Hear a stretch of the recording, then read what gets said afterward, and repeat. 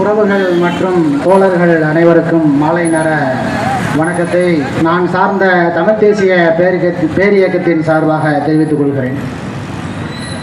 இன்று முல்லை நகர் பிபிகுளம் பகுதியில் இருக்கக்கூடிய மக்களை மூன்றாவது முறையாக தமிழ் தேசிய பேரியக்கத்தின் சார்பில் சந்திக்கிறோம்.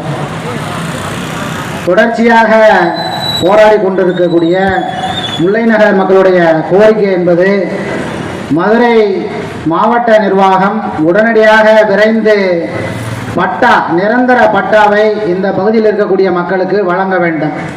அடுத்ததாக இந்த நீர்வழி பாதையை சரி செய்து ஆழப்படுத்தி அதற்கு வேண்டிய தடுப்பு சுவரை எழுப்ப வேண்டும் என்ற கோரிக்கையைத்தான் இந்த கூட்டத்தின் வாயிலாக, தெருமுனை கூட்டத்தின் வாயிலாக இங்கு இருக்கக்கூடிய நாம் தெரிவிக்கிறோம்.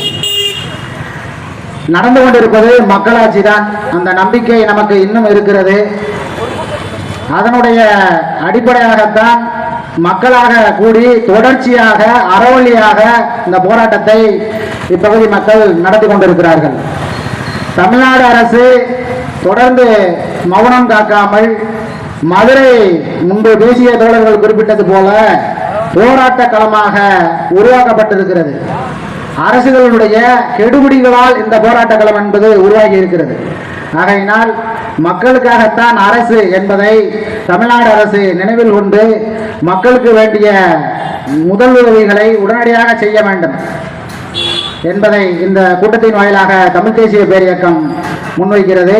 தொடர்ச்சியாக இந்த கோரிக்கைகள் நிறைவேறும் வரை தமிழ் தேசிய பேரியக்கம் இந்த மக்களோடு தோள் நிற்கும். நன்றி, வணக்கம்.